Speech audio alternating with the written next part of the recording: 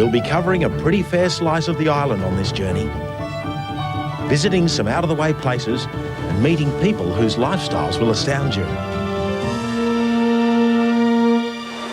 But first, we better make sure our transport's steamed up and ready to go. This is the Don River Railway, near Devonport. These people are one of the many keepers of Tasmania's remaining rail heritage, which is an important job because Tasmania is a bit different to the mainland states. Having already said I'm going to see Tasmania by train, I probably should tell you there's actually no passenger trains running in Tasmania anymore, which is a bit of a shame, really. But all's not lost. Steam buffs, like the Don River people, are still around to remind us of Tasmania's great rail past. As a matter of fact, through them, I'm getting a once-in-a-lifetime chance to see Tassie by rail. These locos have been prepared for a special mainline trip around the state, and I've been invited to join them. The occasion?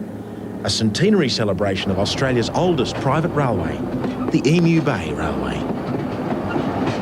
This railway has been carrying ore from the West Coast mines up to Burnie on the Emu Bay line for 100 years.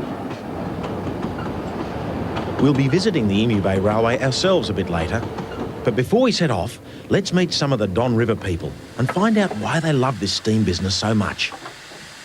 Anne? In particular, Anne, because a woman up in the cab of a loco is a bit of a rare thing. Firing her up? Yes. I heard this one's been steamed today, so I thought I'd better have a look in. Good. Now, the obvious question has to be, what is it about steam? The taste. The taste? The smell. Yeah, right. And the sight. Yeah. And the sound, of course. And the sound, of course. Yeah. That just about sums it all up. The taste of steam. I couldn't have put it better myself. Old or young, male or female, something about steam just gets into you and holds you there. When you open your regulator, that's the first position there, like that. Up there, yeah. And it will take off probably like a scalded cat with no load on it, you see. Yeah. Even blokes like Jeff, who drove for Emu Bay Railway for 12 years, can't keep away from it. Just sneak away quietly. Even in his retirement. Then you'd open it up and then pull it back to sneak away quietly. I reckon you could drive that. I'm a rusty old bloke and I can do it, so how about if you have a go at it? Like it. Right. Jeff's going to let me do something I'm always keen to do. Drive a mainline steam loco. You don't have to open it right up to there to where I showed you. Right. Just do it by feel. She's off on her own. That's the roller bearing. Jeez, just moves off like a sewing machine. That's right. Magic. So she really is a feel thing, isn't it? You got to listen to the machine. Yep. You got to ride them. You got to be with them. Ride them, yeah. No wonder they call them the Iron Horse. That's right. You really feel like you're in the seat, don't you? Yep. I'm starting to feel like I was born in the wrong time. What a buzz this is. What a job. Steam engine driver for the great Emu Bay Railway. Fantastic. So we got the signal against us. Now, put your brake. All right, only needs a touch then. Better than this brake. Beautiful. Anyway, time to hand the train back to the experts. Emu Bay Celebration Tour. Here we come.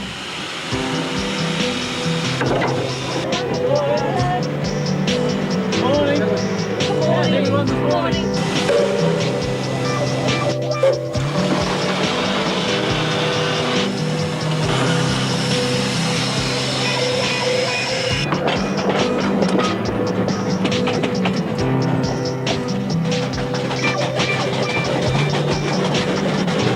This for pure steam magic.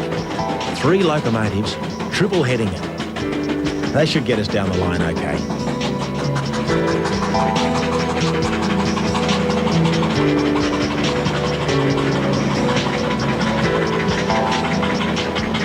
We're heading for the wild west coast, but the first stop is Burnie and a rendezvous with the Emu Bay Railway. I've let the Centenary tour head on down the Emu Bay line without me, because I want to catch a ride on one of these ore trains. This one's just about to leave. Hey, How's it going? How you going, mate? Catch a ride? Yeah, mate, no trouble. Excellent. Couple of hours ride down there. Couple of hours? Okay. Terrific.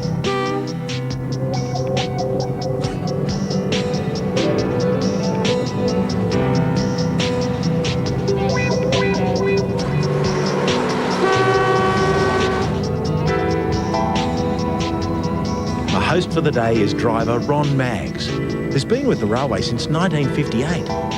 Must have started pretty young.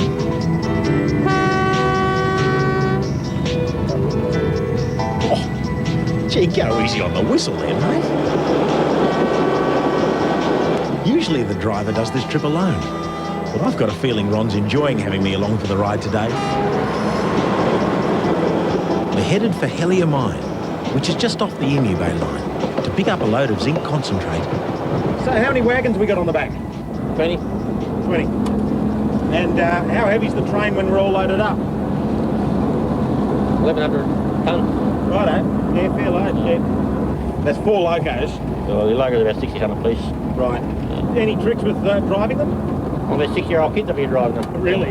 You'll find out directly. Will I? Is that right? I'll take you up on that. Anytime you're ready. I'm ready right now. No problem, mate. On you go then. We'll put you to work. Now you'll have to give us the run of the road though. You just watch that way. You put your foot on there, Yeah. hand on the brake just in case. Oh, you press that one there. Hey, I don't mind this.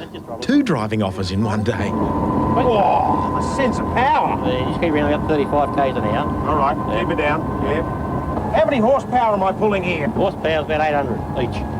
800 each, so, 4 It's 8s. 32. 3,200 horsepower. Reckon you can handle that one? Oh, it feels great, mate, I tell you.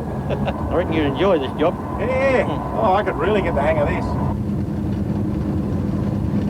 We're heading down to a fascinating area, not only as far as train journeys go, but in terms of how Tassie was developed last century. I'm talking about the mining industry, of course, which literally sprang up overnight down here. And believe me, this is a fine example of how railways and development went hand in hand when the country was being opened up. Whoa! But forget all that. I'm having a great time. Seems to be enjoying this. All right. Yeah, Sorry, it just blow the had whistle. to. Oh, you got to blow the whistle. Feel it brewing up inside you and you just gotta do it. Ease it back a bit. Ease it back a bit, Yeah. sorry. I'm getting a bit excited. I can see that. Righto. I just got the signal from the director, you know. Did you? Yeah. Yeah. Perhaps it's time for me to rejoin the steam trains and let Ron return to his peaceful routine. Riding the big diesels is great, but it's steam that's going to take me further into the wild west of Tasmania. See you after the break.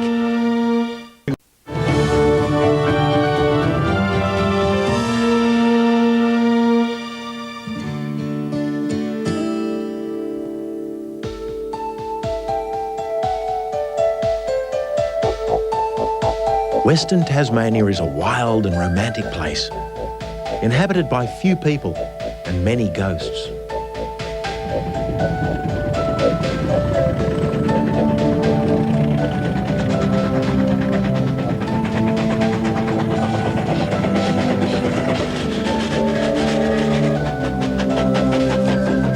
Once the minerals were discovered here, in the middle of last century, the rush was on.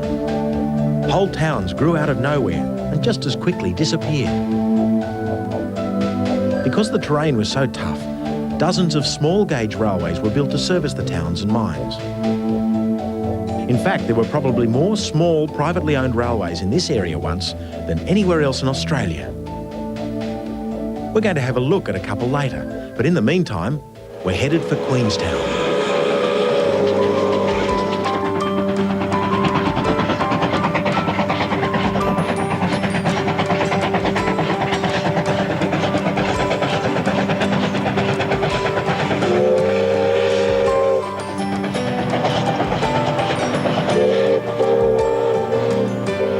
It's no understatement to say that as you get closer to Queenstown, you notice a big change in the landscape. Rich green gives way to stark brown. Queenstown itself is quite a sight. These incredible hills give the place a kind of lonely frontier town feeling. Unfortunately, they're the result of some environmentally disastrous smelting practices in the past. Slowly, the vegetation is growing back, though I don't think the hills will ever fully recover. Some local people like it that way. Oh, okay. Of the hills. Pat Hull is a miner's widow and local artist. She's been a Queenstown resident for most of her life. And so what's your opinion about the look of Queenstown? I mean, I love it. You love it? Yes, I do. Well, a lot of people would think that's quite odd, but why? Where would you get colours like that? And especially at sunset, is it magnificent? I suppose it does tell a story. Yes, it does. What's the story about the river? Oh, it's much prettier than it was. Is that right? Yes. Even though it's orange and ugly? Yes. What did it look like? Grey, sludge, thick, soupy.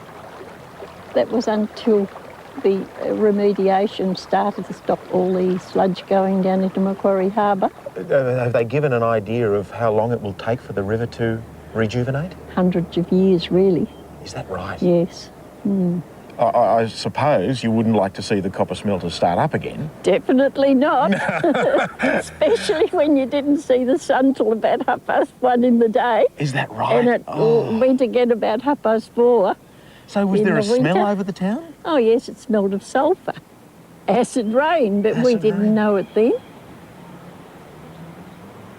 Mining still goes on in Queenstown, but it's a lot friendlier to the environment than it used to be, and much more efficient.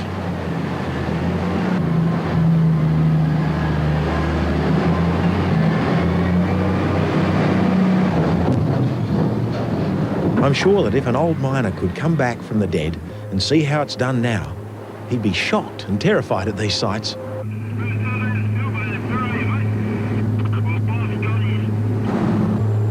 But enough of now. Let's get back to the old days and those little narrow gauge trains I was talking about earlier. Like so many railways in Tasmania, not much remains. But at the end of this little 2-foot gauge line, there's a real survivor. Meet the locomotive Wee Georgie Wood. This loco was once the only link between the township of Tulla and the rest of Tasmania. Hey, Bill. Yeah, not too bad, thanks. Tell me about the name, Wee Georgie Wood.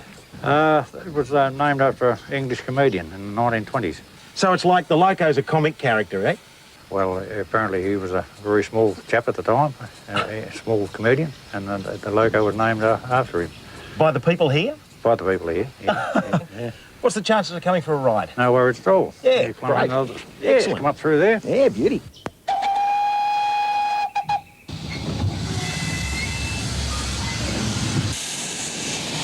The small township of Tulla was established in 1900. Wee Georgie came on the scene in 1924. This little train worked tirelessly, bringing people and goods in and taking ore out to meet the Emu Bay line until 1964, when the highway opened and the railway became redundant.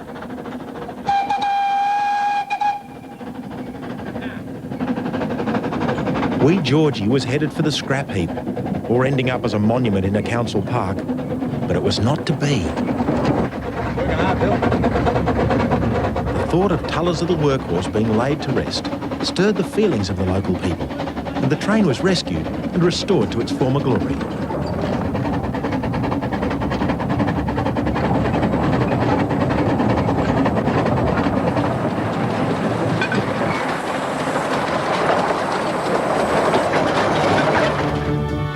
After the break, we'll visit another line that's also going to be restored to its former glory.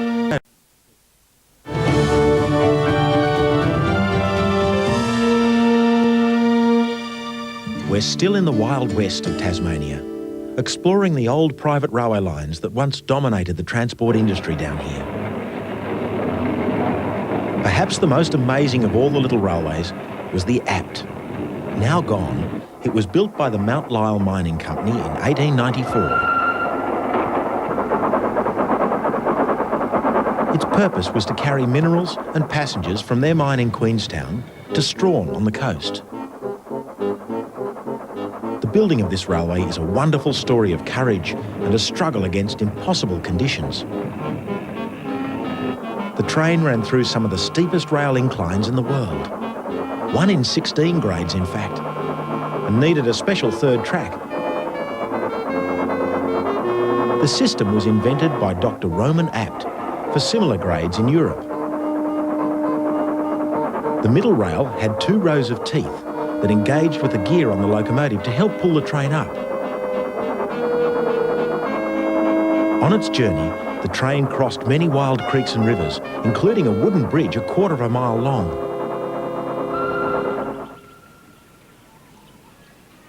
Over a century after it was built, the route the line took can still be clearly made out.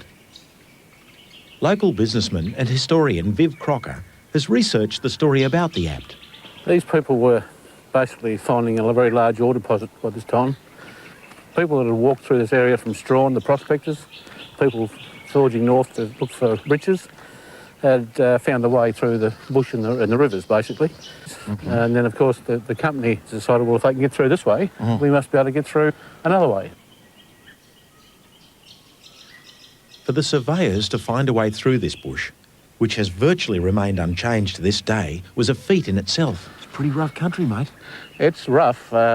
You can imagine we're walking along a civilised bit. When these old guys walked in 100 years or so ago, they would have found a country like this all around them. They would have found a jungle, virtually.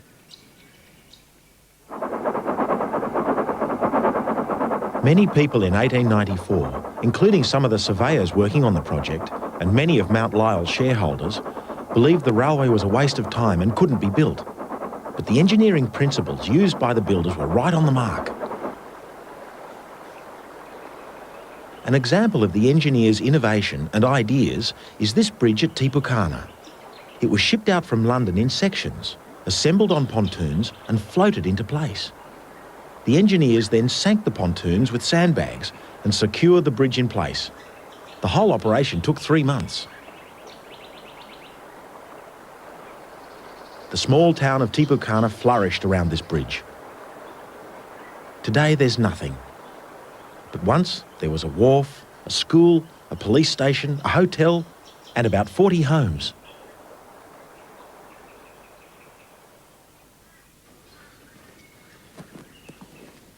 So, where are we now? We're at Rhinodata, at the apex of the line. We've got Strawn behind us. Mm-hmm. We've got Queenstown in front of us. And this, of course, was the 220 metre above sea level high point of the line. There were 2 lines here. Double track here. Double track here. Locos would water from the overhead gantry. They had water tanks built up into the bushes up on the bank. This is This is the gantry. Right. 2 locos would frequently pull here and re-water. So there should be a major interchange with trains coming and going and watering. Yes. There were a little small village along behind us. There were 3 little homes there where nothing left of that. Nothing left of it, unfortunately. The families lived here, of course, serviced the rack and serviced the Apt.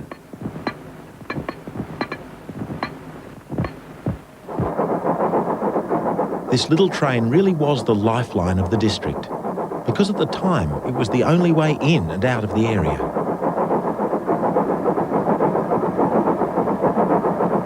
When the railway finally closed in 1963 and the rails were removed, one of the most precious tourist assets that Tasmania possessed was lost. Nowhere else in Australia could such a trip be made through dense and beautiful rainforests and mountainous country. This bridge doesn't look too bad, Viv. But recently, government finance has been made available to restore the Apt to its former glory. And who knows, one day the little train of the mountains, with its shrill whistle and billowing clouds of steam, will run into Strawn Station once again.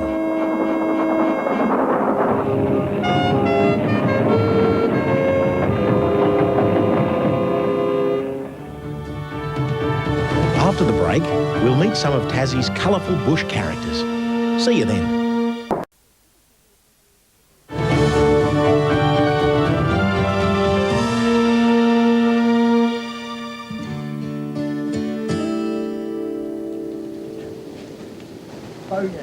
Oh yeah. Mining's not the only industry in the West.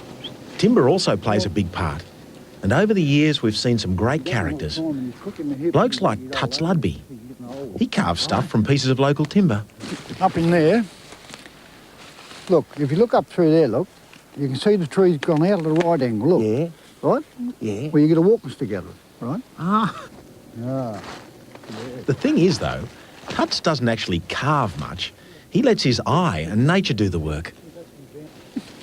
See, this one's blown over, right? See? Oh, yeah, there's something there, isn't there? Yeah, well, the turns are there, see? What can you get out of this, then? You've got a bum shape, you get the middle of the body, you get a system. You can get a complete system out of it. You think there's a person in that one? Well, you won't get a full person, but you get a part of a person, yeah. You get a half a woman or half a bloke. Yeah. We'll see. Tuts keeps his creations in his own private gallery. Have you ever tried to create these things by... After years in the bush, Tuts really knows his timber. And it's fascinating to hear him explain just how these weird and wonderful shapes actually came about. Every one of these trees, look, are locals and totally independent species, right? At some stage in their life, they've all actually picked up a vine like that, right? Instead of the vines killing our trees literally go around and they choke the vines out. Right. Once they've shed the vine, the tree's got no option but to grow like a corkscrew. You ever play golf? Look at that. Occasionally, yeah. Hole in one. Look. Have a look at that. So what are you looking for in the bush? I mean, you've obviously got an eye for it. No. You can't look for anything. Right. When you bloody will go, you've got to have a blank brain because whatever you're going to look for is not there. Some of the pieces of wood that Tuts does find need a bit of work just to bring out their full potential. One of his favourites is this one showing his father at the races. He often gives his finished pieces a name. He calls this natural tangle Torval and Dean, after the famous ice skaters. Let's hold it up like this so we can get the full... Wow. That's a good piece Gee, that's of wood. really moving, isn't it? That's a good piece of wood. My first two pieces. Really? Oh, Adam and Eve. Right. I don't find many men in the bush, but there's heaps of women. See? It's no good having one hand without having the other, right? Look. Right. Look at that. I'll spend the rest of my life looking for its mate. Right. Well, look at Alan Border and Big Merv. Big Merv slapped a big kiss on him every time he took a wicket. Give me a big cuddle. See? And look at that. That's a perfect piece of wood. The tree actually put the biggest limbs there, tail, two little limbs there.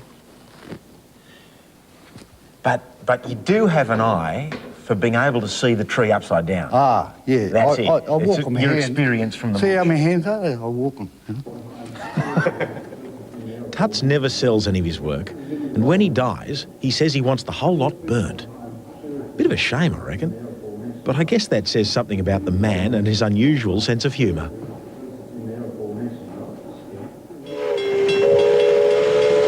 But to really tell the timber story, we've got to get on the move again.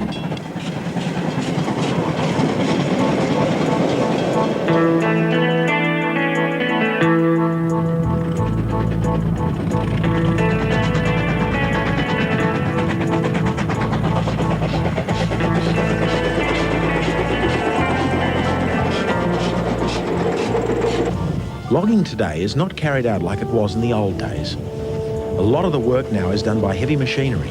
More efficient, more cost-effective, they say. But the bloke I'm on my way to see now thinks a bit differently.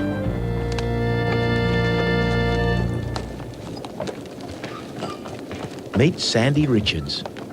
He's a man who believes that the methods of the past are worth keeping. Sandy's got a special licence from the Forestry Commission to fell a limited amount of trees. They're used by the Roads Department for repairing wooden bridges. Sandy's worked in the timber industry all his life, and he cares about the forest. In fact, one of the reasons he still uses a bullock team is because they do far less damage. He reckons the scrub grows back more quickly than when modern machinery goes through it.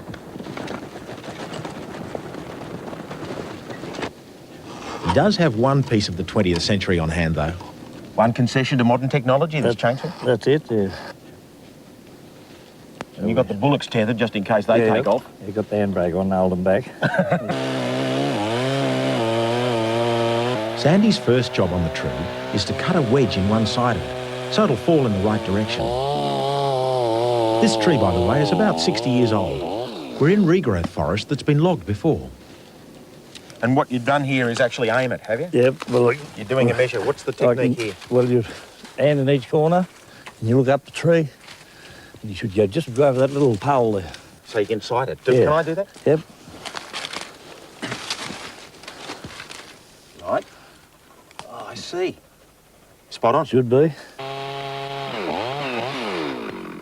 Then the job is done. This is a tricky time, actually, because no amount of skill can really predict which way the tree will kick back when it falls.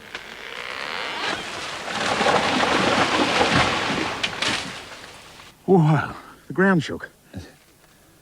Chopping her down is one thing. Getting the tree out of the forest is another. That's where the bullocks come in. Come up, it's Bark, Bluey. No, nimble, keep over. The lingo sounds a bit weird, doesn't it? The bullocks understand it, though, and that's all that matters. They each have their own name, like Bluey, Dart, Spark, Nimble, Bowler. And they certainly know when Sandy's talking directly to them. Although he put it down where he wanted it to go, the log still can't be pulled out in one straight action by the bullocks. A little skillful manipulation is required here. Whoa, way, whoop, way.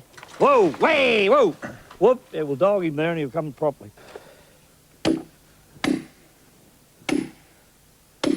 He's done that before. With a diesel tractor, this job would be a cinch. Just push everything out of the way. But Sandy reckons this is a better way. And I certainly agree with him. Whoop back, whoop back. Come here, nimble. Easy. Finally, the log's free and we're away. Get over, Devon. Devon. You're going to push up on your arm. Whoa, wait. He did well. Got him round the corner. This fella wasn't pulling, then you push him up. Bluey, Spark, nimble. Sandy makes it all look so easy. But things don't always go to plan and accidents do happen. Whoa, The dangerous bit is always the top of the slope. But one day I was coming down a hill, steep hill, and just come over a bank like that, and real steep, and the chain broke.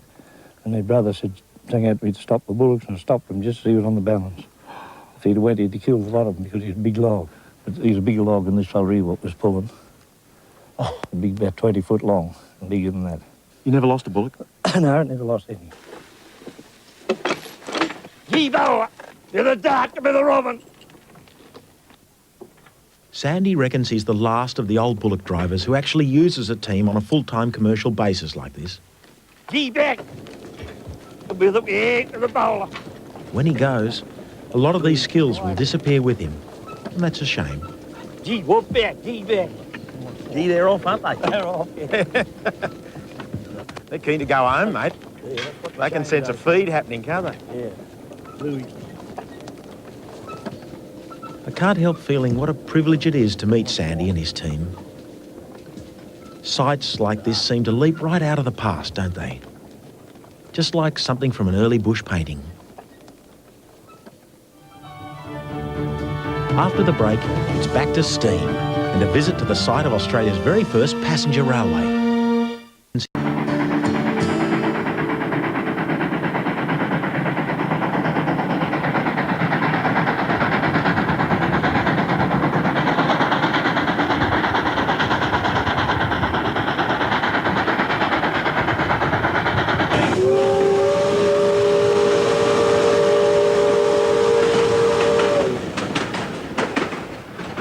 Have you ever wondered what a guard does at the end of the train up here? Come and have a look. He cooks the bacon and eggs, of course. Great job, Noel. Going well. Good on you. Yep, they're cooked. They're cooked. Smells great, mate. We're into it. While Noel and I are enjoying our bacon and eggs, we pass through the beautiful northern Midlands, looking as much like one of the English home counties as I've ever seen.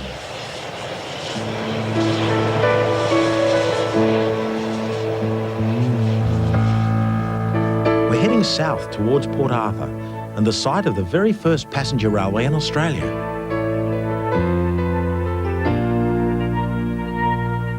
But before we do that, I'd like to pop in and see a bloke who lives near there. This is Bush Mill, a wonderful turn-of-the-century recreation of a timber mill and bush settlement. It's just down the road from Port Arthur.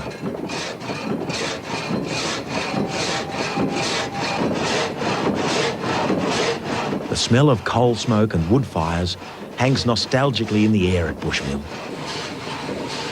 And I've come here to see something that's really special. It's this great little railway. And in particular, the loco, a 1/3 replica of a Garrett steam engine. Yes, I tell you, mate, this is it. That's right. It was built by a bunch of incredibly dedicated steam buffs, including my mate here, Alistair Matheson. Oh, There- yes. there we Now, are. this is a beautiful piece of engineering. Well, yes, we think it is. It's certainly something very, very special. This builder's plate tells a tale here, Alistair. Yes, it Bush does. Mill Railway Workshops. I mean, this is built here then. Yes, it was. It was all built here, in fact, in a converted toilet block. Oh, yes. Well, we couldn't afford a proper workshop, so we bought this old toilet block off a building site for $25. Put all the lathes and everything in it, and away we went. Together with engineer Lester Jones, it took 3 years to build the engine, with many of the parts being built by hand.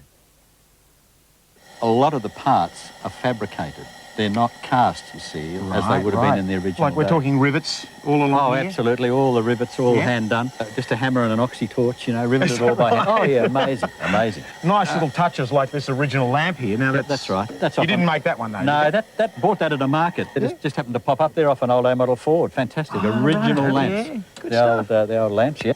Fantastic. Yeah. The whistle looks fairly authentic. What's the story Well, there? yeah, no, that actually is authentic. We didn't make that. That is an authentic Bay of Peacock whistle. Oh, okay, a standard whistle of the day or something. Yeah, this one came off a locomotive in Queensland. What, a cane train or something, yeah? Yeah, I think it was a sugar cane train. Yeah, a chap just came in one day and he said, I thought you might like this whistle. I said, thank you very much. Put it on my new train. A few of the trims might have come from different places, but there's no doubting the pedigree of this loco. She was built from original Garrett designs, first drawn up in 1910. And as far as Alistair's concerned, the Garrett has everything: power, reliability, and the ability to handle the tight curves on this steep little line. But I reckon he's forgetting one other quality: sheer beauty. The sight of this perfect little loco working its way through the treetops across this old trestle bridge is one to behold, don't you think?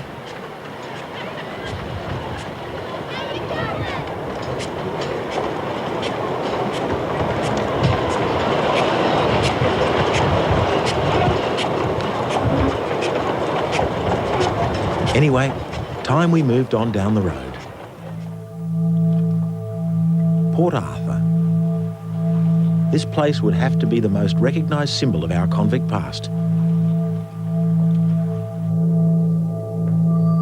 When Governor George Arthur opened the penal settlement in 1830, he decreed that prisoners should undertake the most unceasing labour with the most harassing vigilance. The place certainly lived up to that decree in its time as a penal colony, right up until the last cell door closed in 1877.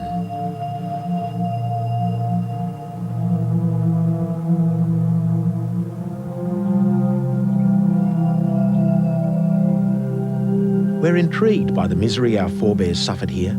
Some say that out of this convict system grew some of the Australian values we now hold dear, Such as ambivalence to authority, quest for freedom, and our views on mateship.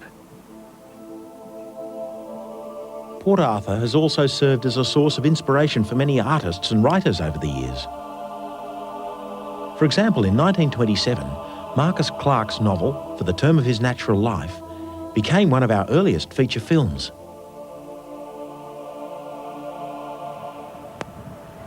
But my reason for coming to Port Arthur is to search for a railway, or what's left of it, because as I said earlier, Port Arthur is actually the birthplace of rail in Australia. Built in 1836, it was a convict railway that ran from Norfolk Bay down to Long Bay. Liz Patel, a guide from Port Arthur, has studied its history. It operated from this point here, out here at Norfolk Bay, and was used to carry coal equipment and people through to Port Arthur on the southern end of the peninsula. So it was like a convenient way to take the stuff across the It land? certainly was. It was a very short way. It only took about 30 to 45 minutes for convicts to push those wagons across the railway. The convict powered. It's convict locomotion, we like to call it. Yes. What? There's very little left to see of the old line, but this scene, taken from the term of his natural life, gives you some idea of what it looked like. So, Liz, we're actually walking along the ditch beside the formation here on my right-hand side. Yes, we are. The railway was just up on this mound up here. Oh, right. So this is it, and this is roughly the width? Yes. Here we are. Yes. So the yes, convicts certainly. would have been up here like this, pushing the thing along. Yes, would they, certainly. or- Not one on each side, of course. One on, so Yep, where you are yep, and yep, where I am here. Yep. And two behind us again at the back of the wagon. 4 convicts per wagon, Yes. Yes. pushing like with all their might. Yes. Yep. Some of the hills the convicts had to push the wagons up were seriously steep. Of course, it was much easier going down, but not quite as safe for the passengers. It is. Convicts had to counterbalance as they went round the corners, leaning out, make sure that the carriage didn't topple, but occasionally it did, and accidents did happen. Right. And of course it was the officials that got tipped. And then when the convicts came up to pick them up and brush them right down nice and neat, they often picked their pockets. Okay. They would do quite well. But here we can see some of the formation. The rocks are all laid out as yes, if it... yep, there and it you is. can even see the gaps possibly where they actually had the sleepers going across. Okay, Yeah, so so- that's where one of the sleepers would have been? Yep, that would have been where one of the sleepers were. In there. At Long Bay lies the most visible remnant of the line, the remains of the old stone jetty. If you imagine the scene hard enough, you can just about see the whaleboats waiting here to take the freight and passengers down the coast to Port Arthur. What an intriguing chapter in our rail history. After the break, we're going to take one last steam journey down the main line. Join me then.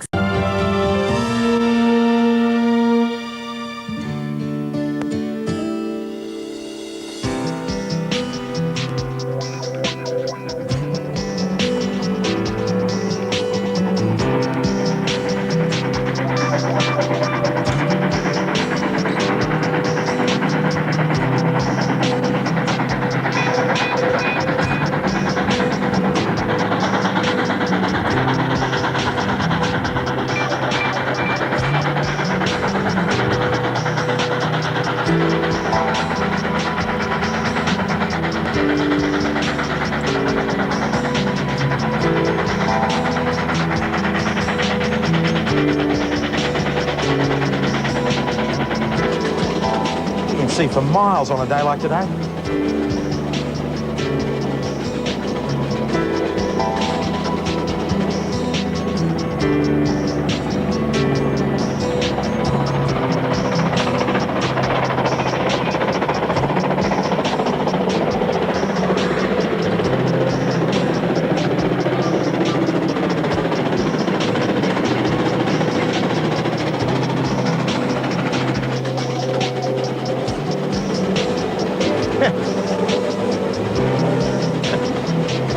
Why is it that people always wave back to somebody on a train? It's because they want to be there themselves, I guess.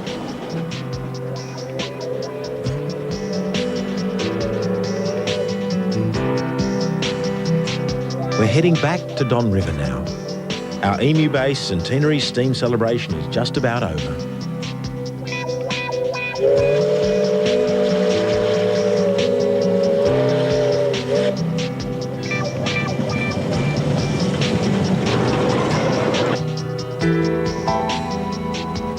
Relaxing in this carriage, looking out at the passing countryside, conjures up some really evocative images for me.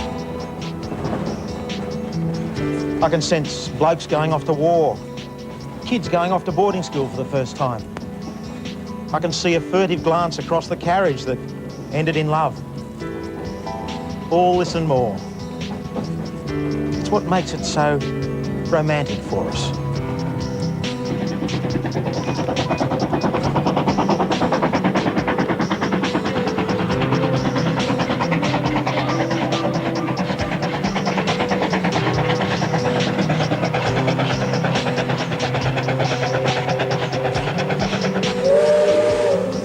What is it about trains? Why do most people like trains and some people love them? Is it this gentle rocking motion? Is it this view from this elevated picture window here? Is it the dulcet tones of a steam locomotive up the front? I reckon it's all of these things and more. For me, it's one of the most civilised, relaxing ways to travel across the land.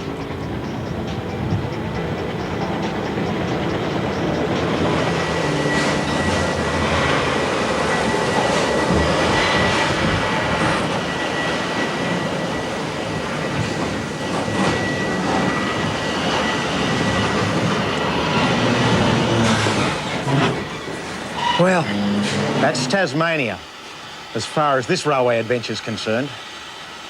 I hope you've enjoyed coming with me to the places we've seen and meeting the characters we found at the end of the line. There's definitely an argument to be had for bringing passenger trains back, not just here in Tasmania, but all over Australia. And as you can see, it's happening. You know how I feel. There could be no better way to see this great country of ours than from the window of a train. See you next time soon.